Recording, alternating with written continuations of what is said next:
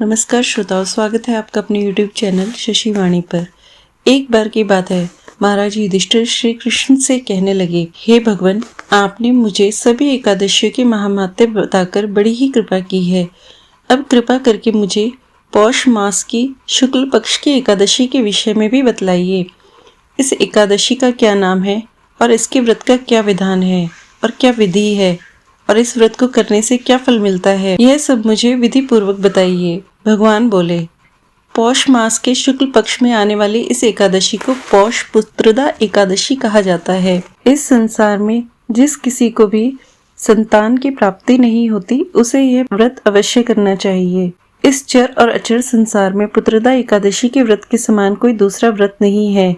इसके पुण्य से मनुष्य तपस्वी, विद्वान और लक्ष्मीवान होता है। इसकी मैं एक कथा कहता हूँ, तुम ध्यान पूर्वक सुनो। भद्रावती नामक नगरी में सुकेतुमान नाम का एक राजा राज्य करता था। उसके कोई पुत्र नहीं था। उसकी पत्नी का नाम शैव्या था। वह सदैव निसंतान होने के कारण चिंतित रहा करते थे। राजा के पुत्र भी रो रो कर पिंड लिया करते थे और सोचा करते थे, इसके बाद हमें कौन पिंड देगा। वह सदैव यही विचार किया करता था कि मेरे मरने के बाद मेरा पिंडदान कौन करेगा। बिना पुत्र के पितरों और देवताओं का ऋण मैं कैसे चुका पाऊंगा। जिस घर में पुत्र न हो उस घर में सदैव अंधेरा ही रहता है। इसलिए पुत्र उत्पत्ति के लिए क्या प्रयत्न करूं जिससे कि मुझे पुत्र प्राप्त हो।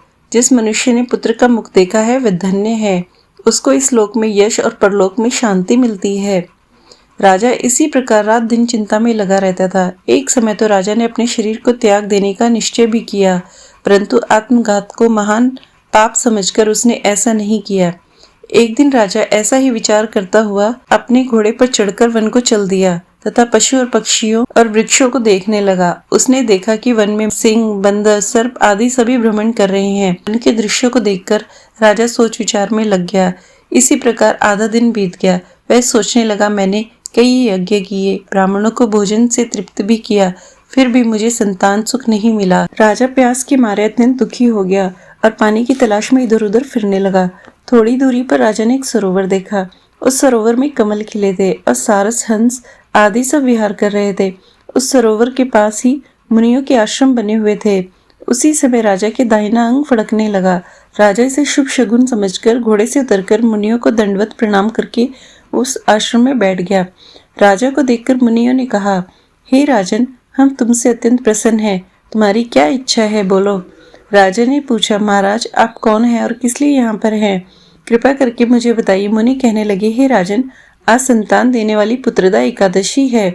हम लोग विश्वदेव हैं और इस सरोवर में स्नान करने के लिए आए हैं। यह सुनकर राजा कहने लगा, महाराज, मेरी भी कोई संतान नहीं है। यदि आप मुझ पर प्रसन्न हैं तो मुझे भी एक पुत्र का वरदान दीजिए। मुनि बोले, हे राजन, आज पुत्रदा एकादशी है, आप अवश्य ही इस व्रत को करें। भगवान की कृपा से आपके यहाँ अवश्य ही पुत्र रत्न की प्राप्ति होगी। मुनि के वचनों को सुनकर राजा ने उसी दिन एकादशी का व्रत किया और द्वादशी को उसका पारण किया। इसके बाद मुनियों को प्रणाम करके महल में वापस चला गया। कुछ समय बीतने के बाद रानी ने गर्भ धारण किया और 9 महीने के बाद उसके एक अत्यंत सुंदर पुत्र का जन्म हुआ। वह राजकुमार अत्यंत शूरवीर, यशस्वी और प्रजापालक था। श्री कृष्ण बोले, हे राजन, पुत्र की प्राप्ति के लिए पुत्रदा एकादशी का व्रत करना चाहिए।